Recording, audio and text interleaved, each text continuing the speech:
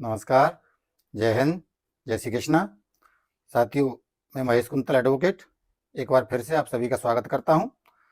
साथियों, आज हम ऐसी धारा के बारे में, ऐसे कानून के बारे में डिस्कशन करने वाले हैं जो एक ऐसी पोजीशन को, एक ऐसे कब्जे को संरक्षण देता है जो अवैध है। और ज़्यादा लंबा पोजीशन नहीं चाहिए, केवल 2 माह का पोजीशन है। भले ही वो वैध हो या अवैध हो, ना किसी रजिस्ट्री की जरूरत है, ना किसी और ऐसे डॉक्यूमेंट की आवश्यकता है जिससे आपका टाइटल आपको दिखाना हो।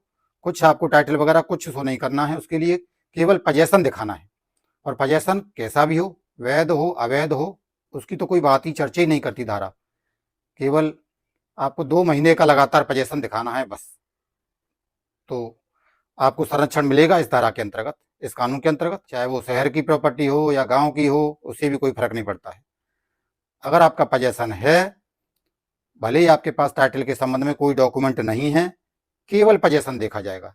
और पोजीशन अगर आपके पास है 2 महीने से ज़्यादा, बस, तो आप अधिकारी हैं कि आप, ये धारा कहती है कि आपको अधिकार है, आप पोजीशन बनाए रखिए। तो आपने जो टाइटल में देखा बिल्कुल 100% सही है। पूरी धारा समझेंगे, पूरा देखेंगे, 1-2 ग्राउंड समझेंगे तो नहीं समझ में आएगा। पूरी धारा हम पूरे क्लॉज, जितने भी क्लॉज हैं सब समझाएंगे, केस लॉ भी बताएंगे। और इसके अलावा जो अनुभव की चीज़ें हैं हमारी, जो कोर्ट्स में हमने अनुभव किया है, कोर्ट के सामने, जजेज के सामने, हाई कोर्ट के समक्ष, जो आर्गूमेंट का जो एक्सपीरियंस है, कोर्ट की तरफ से क्या क्या एविडेंस देखे जाते हैं इस तरह के मैटर में, इस तरह की पोजीशन में क्या क्या सबूत देखे जाते हैं, क्या क्या डॉक्यूमेंट देखे जाते हैं, वो सब हम बताएंगे। क्योंकि बाद में क्वेश्चन ये उठता है कि अगर ऐसा है तो फिर डॉक्यूमेंट चाहिए क्या जिससे हम पोजीशन दिखा सकें। तो वो भी हम बताएंगे कि आपको क्या क्या डॉक्यूमेंट आपके पास होना चाहिए कि जिससे आप इसके अंतर्गत पोजीशन दिखा सकें। और आपका कब्जा वैध है अवैध है, उससे कोई फर्क नहीं पड़ता है। वैध कब्जे के लिए तो बहुत सारी धाराएं हैं, बहुत सारे लॉज हैं जो वैध कब्जे को संरक्षण देते हैं, मगर ये स्पेशल सेक्शन ऐसा है जो अवैध कब्जे को भी संरक्षण देता है। तो कभी कभी ऐसे कमेंट्स आते हैं कि साहब आप तो ऐसी चीजें बताते हैं कि अवैध चीजों को भी सही करने की कोशिश करते हैं। देखिए, हमारा काम है लॉ की जानकारी देना, जो कानून कह रहा है। हालांकि कानून जो बनाया गया है, ये जो धारा बनाई गई है, उसका उद्देश्य ऐसा नहीं है कि अवैध कब्जेधारियों को संरक्षण दें, उद्देश्य ये नहीं था। मगर इमरजेंसी कंडीशन कुछ ऐसी होती हैं कि ऐसी परिस्थितियों में भी कब्जेधारी को संरक्षण देना पड़ता है। तो ये नहीं देखना होता है, क्योंकि इतना समय नहीं होता है टाइटल साबित करने में। तो सिविल कोर्ट में आपको जानकारी है कितना समय लग जाता है, बड़ा अनलिमिटेड समय लगता है उसमें। कभी कभी तो लोगों की जिंदगियां भी निकल जाती हैं टाइटल साबित करने में। तो ऐसी कंडीशन में कुछ परिस्थितियां ऐसी होती हैं जिनमें केवल आपको पोजीशन ही दिखाना है, कोई सेल डीड नहीं, कोई और डॉक्यूमेंट नहीं। तो पूरा बताएंगे, पूरा समझाएंगे, पूरा देखना पड़ेगा, पूरी धारा समझनी पड़ेगी, तभी किसी निष्कर्ष पर पहुंचेंगे। अधूरा समझ के आप चले जाएंगे तो कुछ भी निष्कर्ष नहीं निकाल पाएंगे। क्योंकि हमको जो अनुभव है, चाहे आप लॉ स्टूडेंट हैं, चाहे आप एडवोकेट हैं, चाहे आप एक आम नागरिक हैं, अनुभव की चीज अलग होती है। जो कोर्ट के समक्ष एक आर्गूमेंट किया जाता है केस में, उसमें जो अनुभव मिलता है हमें, जो 22 साल का अनुभव है आर्गूमेंट्स का, उसके हिसाब से हम आपको बता रहे हैं कि इसके अंतर्गत कुछ लोगों को इतना लूप होल मिला हुआ है इस सेक्शन का, जो पहुंच वाले लोग हैं, जिनकी पहुंच है, तो वो कभी कभी इस सेक्शन का बड़ा दुरुपयोग भी करते हैं। तो हमारा उद्देश्य ये नहीं है आपको बताने का कि आप, हम ये बता रहे हैं कि आप भी इसका दुरुपयोग करिए, ऐसा बिल्कुल नहीं है। अगर कुछ लोग करते हैं आपके खिलाफ, अगर कोई ऐसी घटना है, कोई जमीनी विवाद है आपके, आपके रिश्तेदार के साथ में, क्योंकि आजकल ये जमीनी विवाद बहुत ज़्यादा हो रहा है, तो ऐसी कंडीशन में अगर खुद नहीं तो कोई दूसरा पक्ष आपके खिलाफ क्या क्या सेक्शन, क्या क्या कानून यूज कर सकता है, उसकी जानकारी तो कम से कम आपको होनी ही चाहिए। तो आइए पूरा क्लॉज सारा हम समझाएंगे, पूरा क्लॉज बाय क्लॉज देखते हैं। क्लॉज 1 से लेकर के क्लॉज 10 तक है इस सेक्शन में। तो सेक्शन पहले देख लीजिए, ये सेक्शन है 164, 164 BNSS। तो BNSS का 164 धारा है ये। अब धारा का क्लॉज 1 क्या कहता है?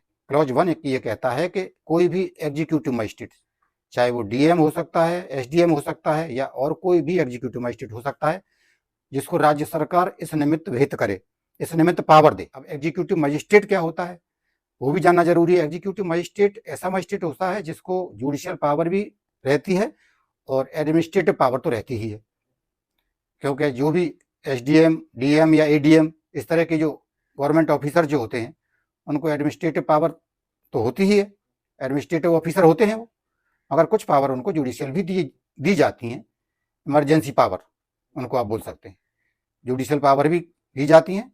तो ऐसे मजिस्ट्रेट एग्जीक्यूटिव मजिस्ट्रेट होते हैं। ऐसे मजिस्ट्रेट को ये धारा शक्ति प्रदान करती है कि आप इमरजेंसी कंडीशन में ये पावर यूज करिए। तो क्लॉज 1 ये कहता है कि कोई एग्जीक्यूटिव मजिस्ट्रेट जो राज्य सरकार इस निमित्त विहित करे, अगर उसके क्षेत्राधिकार में अगर उसको सूचना मिली है, चाहे वो सूचना किसी पुलिस ऑफिसर के द्वारा हो या अन्य किसी माध्यम से हो सकती है, किसी भी तरह से उसको सूचना मिली है कि उसके क्षेत्राधिकार में किसी संपत्ति के संबंध में, संपत्ति दो तरह की, पहली जमीन और दूसरी जल, दो तरह की संपत्तियों के संबंध में कोई शांति भंग होने की संभावना है। तो ऐसी परिस्थिति में जब ऐसी सूचना एग्जीक्यूटिव मजिस्ट्रेट को मिली है तो वो क्या करेगा, संबंधित व्यक्तियों को नोटिस जारी करेगा। जिन व्यक्तियों की संभावना है कि ये व्यक्ति इस संपत्ति के संबंध में शांति भंग कर सकते हैं, दंगा फसाद कर सकते हैं, लड़ाई दंगा कर सकते हैं, गोली चल सकती है, लाठी चल सकती है और किसी व्यक्ति की मौत भी हो सकती है, घायल हो सकता है, क्षति हो सकती है, या जो आम नागरिक है उस एरिया का, उस क्षेत्र की जो जनता है उसको क्षति हो सकती है किसी भी तरह की। तो ऐसी कंडीशन में रोकने के लिए पावर ये धारा देती है मजिस्ट्रेट को, एग्जीक्यूटिव मजिस्ट्रेट को, कि वो तुरंत एक्शन ले, क्योंकि अगर कोई दंगा हो गया, कुछ भी अनहोनी कोई घटना हो गई तो जिम्मेदारी किसकी है, प्रशासन की। तो प्रशासन को ऐसी पावर देना बहुत जरूरी था। कानून निर्माताओं का उद्देश्य ये नहीं है कि इस धारा का मिसयूज होगा, इस धारा का सदुपयोग कहाँ हो, कैसी कंडीशन में, क्या, कब इस धारा का प्रयोग किया जाए, ये था उद्देश्य। वो अलग बात है कि कुछ लोग मिसयूज करते हैं और इस चीज़ की जानकारी तभी होती है जब प्रैक्टिकल में इस तरह की चीज़ें, इस तरह के जो डिस्प्यूट्स हैं सामने आते हैं। तो प्रैक्टिकल वाली चीज़ें अलग होती हैं, थ्योरेटिकल वाली चीज़ें अलग होती हैं। थ्योरी आपने पढ़ ली, केवल किताबी ज्ञान ले लिया, उससे इस तरह की चीज़ें पता नहीं चलती कि ये धारा में अगर कार्रवाई होगी तो इसमें कुछ लोग इस तरह भी इसका मिसयूज करेंगे। जो धारा है इसका क्लॉज 1 ये कहता है कि जो एग्जीक्यूटिव मजिस्ट्रेट है वो नोटिस जारी करेगा कि अपना इस संबंध में जवाब दें। जो भी संबंधित पक्षकार हैं, जिन व्यक्तियों का नाम उसको दिया गया है, सूचना दी गई है, उनके लिए आदेश जारी करेगा, नोटिस जारी करेगा कि आप जवाब दें इसके बारे में, आपका क्या कहना है, आपके ऊपर ये आरोप है कि आपके द्वारा दंगा फसाद किया जा सकता है, शांति भंग करी जा सकती है। क्लॉज 1 में क्लॉज 2 ये कहता है कि केवल जमीन या जल ही नहीं, इसके साथ में उसके जो कुछ लाभ हैं, ऐसी संपत्ति से कोई लाभ मिलता है, कोई किराया मिलता है, फसल मिलती है, या कोई मत्स्य पालन वगैरह, मछली पालन वगैरह होता है, उसका लाभ मिलता है, तो उसके लाभ के संबंध में भी डिस्प्यूट हो सकता है। जमीन के और जल के संबंध में तो है ही, उसके लाभ का डिस्प्यूट भी हो सकता है, वो भी इस धारा में शामिल होगा। तो ये क्लॉज 2 कहता है। क्लॉज 3 क्या कहता है, नोटिस जारी करी जाएगी। नोटिस के बारे में है, एक नोटिस की एक कॉपी उस जो डिस्प्यूटेड लैंड है या डिस्प्यूटेड प्रॉपर्टी है उस पर चस्पा करी जाएगी और वहाँ पे चिपका दी जाएगी। तो ये क्लॉज 3 कहता है। क्लॉज 4 इसका बहुत इंपॉर्टेंट है। क्लॉज 4 और क्लॉज 4 का जो प्रोवाइजो है, परंतुक, वो बहुत इंपॉर्टेंट है। और क्लॉज 6, क्लॉज 4 एंड क्लॉज 6। तो क्लॉज 4 क्या कहता है? क्लॉज 4 ये कहता है कि जब मजिस्ट्रेट के सामने एविडेंस पेश किया जाएगा, जो संबंधित पक्षकार होंगे वो अपना एविडेंस रखेंगे, तो मजिस्ट्रेट की ड्यूटी क्या होगी, ये सब सेक्शन जो 4 है इसका ये कहता है। मजिस्ट्रेट की ड्यूटी ये होगी कि वो जो उपधारा 1 के अंतर्गत जो आदेश जारी किया गया था, उस आदेश के समय पजेशन किसका था, ये पजेशन देखा जाएगा मजिस्ट्रेट के द्वारा। ये पजेशन का जो एविडेंस होगा केवल वो देखा जाएगा। पजेशन वैध था अवैध था इसको तो देखना ही नहीं है। स्पेसिफिक वर्ड यूज किया गया है कि गुण दोष के बारे में नहीं देखना है मजिस्ट्रेट को। ये उपधारा स्पेसिफिक इसमें कहा गया है। ये चीज केवल इतना देखेगा कि पजेशन था। कब पजेशन था? उस समय जबकि क्लॉज 1 के अंतर्गत नोटिस जारी किया गया था, आदेश जारी किया गया था संबंधित व्यक्तियों के लिए। उस समय पजेशन किस व्यक्ति का था उस जमीन पे या उस प्रॉपर्टी पे। मेरिट के बारे में या टाइटल के बारे में कोई सुनवाई नहीं करेगा। अब इसका परंतु क्या कहता है? परंतु ये कहता है कि अगर 2 महीने के अंदर, जो क्लॉज 1 के अंतर्गत नोटिस जारी किया गया था उससे 2 महीने पहले की जो समयावधि है उसके अंदर अगर किसी व्यक्ति को जबरन हटाया गया है, किसी व्यक्ति को जबरन हटा दिया गया है किसी के द्वारा, तो जिसको हटाया गया था उसके कब्जे के बारे में अपना सेटिस्फैक्शन करेगा कि वास्तव में कोई ऐसा व्यक्ति है जिसको 2 महीने के अंदर इस प्रॉपर्टी से जबरदस्ती हटाया गया है। और जिसको हटाया गया है उसके बारे में भी ये नहीं देखेगा कि उसका पोजेशन वैध था या अवैध था, केवल पोजेशन देखेगा बस। वैध अवैध की तो कहीं बात ही नहीं है, बस केवल पोजेशन देखना है। तो अगर कोई ऐसी व्यक्ति है, उपधारा 4 का जो परंतुक है वो कहता है कि अगर कोई ऐसा व्यक्ति है कि जिसको 2 महीने के अंदर इस धारा के अंतर्गत जो आदेश जारी किया गया उसके 2 महीने के अंदर जबरदस्ती हटा दिया गया है, तो उसके बारे में भी एविडेंस लेगा, उसके बारे में अपना सेटिस्फैक्शन करेगा। तो सेटिस्फैक्शन करने वाली बात क्लॉज 4 में है, जो स्पष्ट कहता है कि जो मजिस्ट्रेट अपना सेटिस्फैक्शन करेगा, कब्जे के बारे में करेगा, टाइटल के बारे में, गुणदोष के बारे में नहीं करेगा। इसके बाद क्लॉज 5 ये कहता है कि अगर बाद में कोई व्यक्ति ये साबित कर देता है कि ऐसा कोई शांति भंग की संभावना नहीं है, ये सूचना मिली है आपको सही नहीं है, और जिससे मजिस्ट्रेट को सेटिस्फैक्शन हो जाता है कि ऐसी कोई बात नहीं है, कोई संभावना नहीं है, तो वो जो आदेश जारी किया गया था क्लॉज 1 के अंतर्गत जो आदेश जारी किया गया था उसको वापस ले सकता है। क्लॉज 5 ये कहता है। क्लॉज 6 बड़ा इंपॉर्टेंट है। क्लॉज 6 ये कहता है कि जो क्लॉज 4 के अंतर्गत मजिस्ट्रेट ने अपना सेटिस्फैक्शन किया था कब्जे के बारे में, टाइटल का कहीं मतलब नहीं है, कब्जे के बारे में, चाहे वो वैध हो या अवैध हो, इसलिए मैं बार बार बता रहा हूँ, इस चीज को समझिएगा। इसीलिए हम कह रहे हैं कि अवैध कब्जे को भी संरक्षण देती है। वैध के लिए तो बहुत कानून है, ये भी देती है, और वैध के लिए और भी कानून है। वैध को तो संरक्षण मिलता ही मिलता है, मगर ये धारा ऐसी है कि अगर पोजेशन अवैध है तब भी संरक्षण है।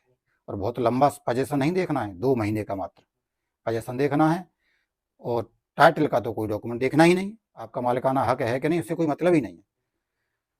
तो क्लॉज 6 जो बड़ा इंपॉर्टेंट है, क्लॉज 6 ये कहता है कि जो मजिस्ट्रेट ने सेटिस्फैक्शन किया था क्लॉज 4 के अंतर्गत, 2 तरह का सेटिस्फैक्शन किया था उसने। पहला जो सेटिस्फैक्शन उसने किया था कि वो क्लॉज 1 के अंतर्गत जो आदेश जारी किया गया था उस समय किस व्यक्ति का कब्जा था। दूसरा सेटिस्फैक्शन कि उस आदेश जो जारी किया गया था उस आदेश से 2 महीने पहले किसी व्यक्ति को जबरन हटाया तो नहीं गया था, ये दूसरा सेटिस्फैक्शन। तो 2 तरह का सेटिस्फैक्शन उसने क्लॉज 4 के अंतर्गत किया था। अब क्लॉज 6 पोजेशन दिलाने की बात करता है कि मजिस्ट्रेट या तो उस व्यक्ति को पोजेशन दिलाएगा जो उस समय कब्जे में था, जब क्लॉज 1 का जो आदेश जारी किया गया था उस समय कब्जे में था, या तो उस व्यक्ति को। और अगर कोई ऐसा व्यक्ति है जो 2 महीने के अंदर जबरन हटाया गया है, जैसा कि क्लॉज 4 का परंतु कहता था, तो अगर कोई ऐसा व्यक्ति है जिसको 2 महीने के अंदर हटाया गया है जबरन, तब उस व्यक्ति को पोजेशन नहीं दिलाएगा जो बाद वाला है। जो क्लॉज 1 का जो आदेश है उस तारीख को जो पोजेशन में है उस व्यक्ति को पोजेशन नहीं देगा, फिर उस व्यक्ति को पोजेशन देगा जो 2 महीने की अवधि के दौरान जबरन हटाया गया था। अब वैध पोजेशन चाहे बाद वाले व्यक्ति का हो या पहले वाले व्यक्ति का हो, वो चीज तो मजिस्ट्रेट को देखनी ही नहीं। तो ये क्लॉज 6 इसकी बात करता है, तो ये समझ लीजिए। देखिए, ये जो सेक्शन के बारे में हम बता रहे हैं, कहीं भी ये नहीं हम बताना चाह रहे, हम ये बिल्कुल प्रयास नहीं कर रहे बताने का कि आप कोई ऐसा अवैध काम करिए, कोई अवैध कब्जा करिए या कोई ऐसा अवैध काम करिए, ये हमारा तात्पर्य बिल्कुल भी नहीं है। हमारा केवल लॉ के बारे में नॉलेज आप लोगों को देना है, क्योंकि कभी कभी ऐसे कमेंट्स आते हैं कि आप तो ऐसी बातें बताते हैं। तो और मैं इस चीज़ को क्लियर कर देता हूँ कि मान के चलिए आप बहुत अच्छे व्यक्ति हैं, बहुत सज्जन व्यक्ति हैं, मगर कभी कभी कुछ लोग ऐसे होते हैं समाज में जो ज़बरदस्ती किसी न किसी को परेशान करते हैं। तो आपके खिलाफ में कभी कोई ऐसी परिस्थिति आ सकती है कि कोई व्यक्ति जिसको इस तरह की काम करने में अच्छा लगता है, अवैध काम करने में बहुत उसका ज़्यादा रुचि रहती है, तो ऐसे कुछ व्यक्ति होते हैं समाज में, आप कितनी भी सज्जन हो, तो जब ऐसा व्यक्ति ज़बरदस्ती आपको कोई परेशान करेगा तो आपके पास कोई ऑप्शन नहीं है, आपको वकील के पास ही आना पड़ेगा, आपको कानून की शरण में आना ही पड़ेगा। सहन करने की एक लिमिट होती है, आपको अंतिम रूप में कानून की शरण में आना ही होगा। अगर कोई व्यक्ति पीड़ित है, मान लो किसी के कोई बीमारी है, तभी व्यक्ति डॉक्टर के पास जाता है। हंसी खुशी में आदमी बढ़िया है, स्वस्थ, तो कोई डॉक्टर के पास तो नहीं जाएगा। यही कंडीशन वकील की है। तो हम लोगों का ये काम है कि अगर आपके खिलाफ ऐसी कोई कार्रवाई, कोई व्यक्ति बदमाशी कर रहा है इस तरह की, तो आपकी जानकारी में तो होना चाहिए कि इस धारा में हमारे खिलाफ ये हो सकता है, इस धारा का दूसरा व्यक्ति सहारा ले सकता है, इस धारा की जो कमियां हैं, इस धारा की जो साइड इफेक्ट हैं, इस धारा के जो लूप होल हैं, उनका सहारा लेकर के अवैध गतिविधियां हमारे खिलाफ कर सकता है। और उसके बारे में एविडेंस ही हम बताएंगे, क्या क्या डॉक्यूमेंट वो दे सकता है आपके खिलाफ में, अगर कोई व्यक्ति इस तरह का करता है तो इसके लिए क्या क्या डॉक्यूमेंट चाहिए, क्या क्या सबूत चाहिए, ये भी हम आपको बताएंगे। केवल धारा पढ़ लेने से काम नहीं चल जाएगा, और धारा की लैंग्वेज को समझना बहुत जरूरी है। फिर से एक बार एकदम से क्लियर समझ लीजिए, जो क्लॉज 4 है इस धारा का और क्लॉज 6 है, उसको क्लियर समझना बहुत जरूरी है। आप उदाहरण के तौर पर इस तरह भी समझ सकते हैं कि एक व्यक्ति ए है और दूसरा व्यक्ति बी है। जो ए व्यक्ति है उसका उस समय पोजेशन था उस प्रॉपर्टी पे, किस समय, जब उपधारा 1 के अंतर्गत एग्जीक्यूटिव मजिस्ट्रेट के द्वारा आदेश जारी किया गया, नोटिस जारी किया गया। मान के चलिए वो आदेश 1 जनवरी को पारित किया गया, उस समय ए व्यक्ति का कब्जा था। मगर एक दूसरा व्यक्ति बी, उसको 1 दिसंबर को, यानी कि 1 महीने पहले बी व्यक्ति को ए के द्वारा हटा दिया गया था जबरन कब्जे से। तो टोटल समयावधि है वो 2 महीने की है, मगर हम एग्जाम्पल ले रहे हैं। तो अब उस मजिस्ट्रेट को ये देखना है कि जो बी व्यक्ति हटाया गया है 1 महीने पहले, कब्जा उसी को मिलेगा जिसको हटाया गया था जबरदस्ती, वही कब्जेदार इस धारा के अंतर्गत माना जाएगा। हालांकि कब्जा साबित करना पड़ेगा, वो भी हम बताएंगे कैसे कैसे साबित होता है कब्जा, क्या क्या हो सकता है कब्जा साबित करने के लिए, क्योंकि टाइटल साबित करना और कब्जा साबित करना 2 अलग अलग चीजें हैं, और टाइटल की बात नहीं करती धारा, केवल कब्जे की बात करती है। तो वो भी हम आपको समझाएंगे, सारी चीज बताएंगे कि क्या क्या डॉक्यूमेंट हो सकते हैं कब्जे के लिए। 6 के बाद जो हमारा क्लॉज है वो क्लॉज 7 आता है। क्लॉज 7 बारिशों के संबंध में, अगर ऐसी कोई प्रक्रिया चल रही है कोई डिस्प्यूटेड प्रॉपर्टी के संबंध में, और ऐसा कोई व्यक्ति मर जाता है जो कब्जेदार था, जो प्रॉपर्टी पे कब्जेदार था, मान लो किसी की डेथ हो जाती है, तो उसके वारिसों को पार्टी बना लिया जाएगा। ये क्लॉज 7 कहता है। क्लॉज 8 ये कहता है कि अगर ऐसी प्रॉपर्टी के संबंध में कोई ऐसी वस्तु है जो खराब हो सकती है, जो नष्ट हो सकती है, जैसे कोई फसल हो सकती है, कोई उपज हो सकती है, कोई और लाभकारी वस्तु हो सकती है, जो उस प्रॉपर्टी की कोई आय भी हो सकती है उस प्रॉपर्टी से, तो ऐसी वस्तु को वो उसको या तो सेल कर सकता है, अगर उसको लगता है कि नहीं इसको सेल करना जरूरी है। अगर उसको सेल करना जरूरी नहीं समझता तो उसको किसी कस्टडी में दे सकता है। ये क्लॉज 8 कहता है। तो इसके संबंध में अब समझ लीजिए केस लॉ, क्योंकि मेन क्लॉज हमने आपको बताए, पूरी धारा का जो सारांश है हमने आपको समझाया। इसके बाद जो कोर्ट के डिसीजंस हैं, चाहे वो हाई कोर्ट हो, ऑनरेबल सुप्रीम कोर्ट हो, उसके डिसीजंस आप नोट कर लीजिए। 2 जजमेंट आपको नोट करा देते हैं। पहला जजमेंट है इसमें ऑनरेबल सुप्रीम कोर्ट का, ये सन 2000 का है, अमरीश तिवारी वर्सेस लालता प्रसाद दुबे, सन 2000 का जजमेंट है ये, और बहुत ही महत्वपूर्ण जजमेंट है। और दूसरा एक और जजमेंट है जो ऑनरेबल हाई कोर्ट का है।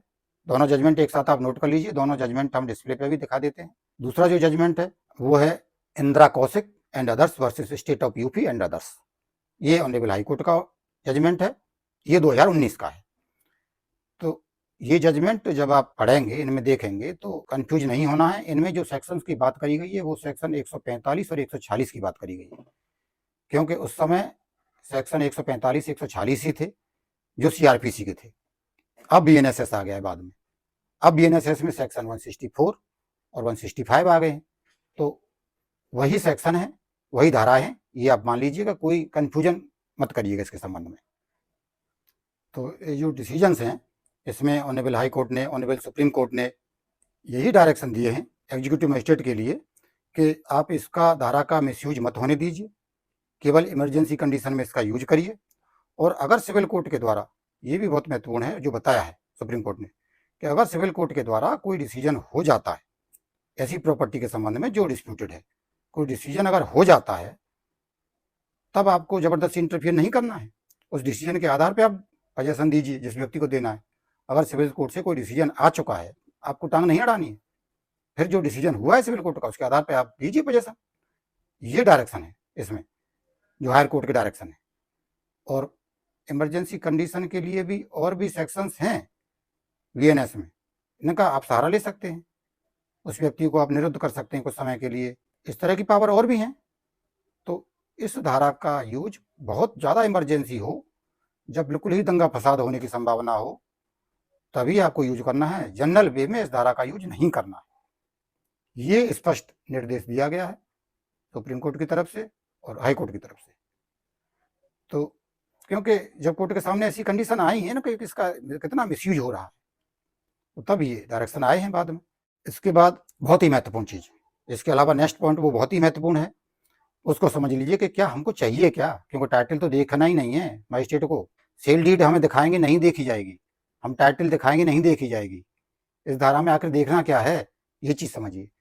क्या क्या एविडेंस हो सकते हैं, क्या क्या डॉक्यूमेंट हो सकते हैं जो मजिस्ट्रेट इस धारा के अंतर्गत स्वीकार करेगा। इसके बारे में पजेशन के बारे में, केवल पजेशन वर्ड यूज किया गया है, वैध अवैध बार बार मैं बता रहा हूँ, वैध अवैध की कहीं चर्चा नहीं है, केवल पजेशन। अब उसमें डॉक्यूमेंट के पहले, डॉक्यूमेंट बाद में देखा जाएगा, सबसे पहले क्या देखेगा मजिस्ट्रेट, जो आसपास में रहने वाले लोग हैं, जो भी लोग वहां आसपास में रहते हैं उस जमीन के आसपास, उनके बयान रिकॉर्ड कर सकता है, मौका मुआयना कर सकता है जाके मजिस्ट्रेट। उनके बयान रिकॉर्ड आप करवाइए, आप लाइए ऐसे व्यक्ति को मजिस्ट्रेट के सामने कि साहब इसका बयान लीजिए, ये जो व्यक्ति कह रहा है ये हम अपने फेवर का सबूत लाए हैं, इसका बयान लीजिए। तो देखिए हवा में कोई चीज नहीं होगी, ये तो मैं आपको बता दे रहा हूँ। पजेशन भी साबित करना है तो आपको प्रूव तो करना ही होगा, डॉक्यूमेंट्री एविडेंस और उसके बाद गवाहों के एविडेंस चाहिए ही चाहिए। डॉक्यूमेंट भी हम बताएंगे क्या क्या चाहिए, पहले गवाहों की समझ लीजिए। तो गवाह आप पेश करिए, जो भी व्यक्ति रहने वाले हैं जिनको पता है वो कहेंगे आके, वो अपना बयान देंगे, वो अपना एफिडेविट भी दे सकते हैं कि ये फलाना फलाना व्यक्ति इस जमीन पे इतने दिन से हमने देखा है, ये इतने दिन से यहाँ रहता है या ये काम करता है, ये इसके पजेशन में है जमीन या कोई भी प्रॉपर्टी। तो ये बयान की बात हो गई, सबसे बड़ा एविडेंस इस धारा के अंतर्गत, सबसे पहला एविडेंस तो ये माना जाएगा। इसके अलावा क्या क्या एविडेंस हो सकते हैं, मान लीजिए आप उस प्रॉपर्टी पे कोई काम करते हैं, कोई बिजनेस करते हैं या रहते हैं, कुछ भी करते हैं, तो आपने वहाँ कोई सेटअप बनाया होगा, कोई निर्माण किया होगा, आप उस निर्माण करने के लिए कोई सामान खरीद के लाए होंगे, उस सामान पे उस प्रॉपर्टी का एड्रेस होगा, आपका नाम होगा, तो वो जो रसीदें हैं वो भी देखी जाती हैं कोर्ट में, वो देखी जाती हैं। ऐसा नहीं है कि सरकारी डॉक्यूमेंट ही देखा जाएगा, इस तरह के डॉक्यूमेंट भी देखे जाते हैं कि हमारा ये डॉक्यूमेंट देखिए, हमने ये सेटअप किया था, इसको सामान को हम इसके लिए खरीद के लाए थे, वहाँ से लाए थे, जहाँ से लाए थे उस दुकान का नाम, उस अथॉरिटी का नाम इस पे है, और जिसके लिए लाए थे, जिस जगह के लिए लाए थे हम, उसका एड्रेस है और हमारा नाम भी है। ये हो गया। इसके अलावा और क्या डॉक्यूमेंट हो सकता है, कोई डाक आपकी आई हो उस एड्रेस पे, जो डिस्प्यूटेड लैंड है वो एड्रेस आपने दिया हो, अपना नाम दिया हो उस आपके नाम पे और उस एड्रेस पे, कोई डाक आई हो, कोई कोरियर आया हो, तो वो एक एविडेंस है। उसकी जो रसीद होती है वो एविडेंस है, और अब तो ऑनलाइन रिकॉर्ड रहता है हर चीज़ का, चाहे वो डाक हो या कोरियर हो, अब तो सब ऑनलाइन रिकॉर्ड रहता है, कभी भी निकलवा लीजिए। ये भी एविडेंस है, इसको कोर्ट देखती है। ये मत समझिए कि कोई सरकारी डॉक्यूमेंट ही कोर्ट देखेगी, नहीं, इस तरह के डॉक्यूमेंट भी देखे जाते हैं। इसके अलावा और भी डॉक्यूमेंट हो सकता है, एविडेंस हो सकता है, जैसे मान लो कोई परमिशन आपने ली किसी अथॉरिटी से या कहीं से भी, कि सरकारी संस्था से या प्राइवेट संस्था से, कोई भी परमिशन आपने ली कोई काम करने की, कोई जॉब करने की उस जमीन पे, उस प्रॉपर्टी पे जो डिस्प्यूटेड है इस धारा के अंतर्गत, वो आप एविडेंस दे सकते हैं, वो आप डॉक्यूमेंट दे सकते हैं कि देखिए ये हमने परमिशन ली है और इस परमिशन के तहत हम इस प्रॉपर्टी पे काम करते हैं, इस प्रॉपर्टी का इस परमिशन पे ये एड्रेस है और ये हमारा नाम भी, इस तरह का आप एविडेंस दे सकते हैं। और भी एविडेंस हो सकते हैं, तो ये आप समझ लीजिए एविडेंस तो देना ही पड़ेगा, बगैर एविडेंस के हवा में तो मजिस्ट्रेट नहीं करेगा। आपको पजेशन जो संरक्षित होना है ऐसे ही हवा में नहीं करेगा कि हमने कह दिया कि हमारा पजेशन है, 2 महीने से ज़्यादा का पजेशन है, 3 महीने का, 4 महीने का, 6 महीने का हमारा पजेशन है, हमने कह दिया और मजिस्ट्रेट मान लेगा, ऐसा नहीं है। क्योंकि मजिस्ट्रेट की जो पावर है उसका यूज तो होगा ही, मगर उसके बाद उसका जो ऑर्डर होगा उसका रिवीजन भी होता है, क्योंकि मजिस्ट्रेट भी इस चीज़ को जानता है, क्योंकि ज़्यादा बदमाशी मैंने करी, बगैर किसी एविडेंस के मैंने आदेश कर दिया, तो मेरे आदेश का रिवीजन होगा हायर कोर्ट में। रिविजनल पावर तो हायर कोर्ट की है ही, हालांकि सब सेक्शन इसका जो 5 है इस धारा का 164 का जो सब सेक्शन 5 है, क्लॉज 5 है, वो ये कहता है कि एग्जीक्यूटिव मजिस्ट्रेट का जो आदेश होगा वो अंतिम होगा। इसका मतलब ये है कि उसकी कोई अपील नहीं होगी, अपीलेट ऑर्डर नहीं है, इस ऑर्डर की अपील नहीं है, अपील लाई नहीं करेगी, ये शायद ये धारा स्वयं कहती है, अपील कहीं लाई नहीं करेगी, मगर रिवीजन लाई करेगा। रिवीजन हायर कोर्ट में इसका होता है, और ये सारे चीज़ें जो हम बता रहे हैं रिवीजन के अनुभव के आधार पर हम बता रहे हैं। रिवीजन हुए हैं और रिवीजन में ये आर्गूमेंट हुए हैं इस तरह की डिस्प्यूट्स में। तो रिविजनल पावर भी है कोर्ट को, हायर कोर्ट को, और वो भी मुआयना करेगी रिकॉर्ड का, क्या रिकॉर्ड पेश किया गया मजिस्ट्रेट के सामने, मजिस्ट्रेट ने आदेश किया तो किस रिकॉर्ड पे आधार पर किया। तो ये मजिस्ट्रेट जानता है इस चीज़ को, इसलिए हवा में नहीं करेगा वो, इसके लिए एविडेंस तो चाहिए ही चाहिए। तो इस तरह का एविडेंस आप दे सकते हैं। इसके लिए मैं क्षमा चाहता हूँ, समय काफ़ी लंबा हो गया, वीडियो थोड़ा सा लंबा हो गया, मगर ये सेक्शन ही ऐसा था जिसमें थोड़ा सा डिटेल आपको समझाना जरूरी था। आपका समय कीमती है, मैंने फालतू बात एक भी नहीं करी, बिल्कुल काम की बात मैंने सारी बताई है, मगर समय हुआ है क्योंकि सेक्शन इतना, इसकी जो लैंग्वेज है वो थोड़ी सी इसी तरह की है, इसमें समझाना बहुत ज़रूरी था। क्योंकि देखिए क्रिमिनल लॉ अपने आप में एक ऐसा लॉ है जिसमें कोई भी प्रॉपर्टी है जिसका टाइटल का विवाद है, तो टाइटल तो क्रिमिनल लॉ साबित नहीं करेगा। क्रिमिनल लॉ कोई भी क्रिमिनल प्रोसीडिंग हो वहाँ टाइटल साबित नहीं होता, टाइटल तो साबित होगा आपका सिविल लॉ में ही, सिविल कोर्ट में ही आपका टाइटल साबित होगा। उसमें समय भले ही कितना ही लग जाए, 20 साल 30 साल 40 साल लगती हैं, वो अलग चीज़ है। मैं मानता हूँ कि अब सारे डाउट इस संबंध में आपके क्लियर हुए होंगे, और एक एडवर्स पोजेशन के बारे में भी हम अभी वीडियो लाने वाले हैं।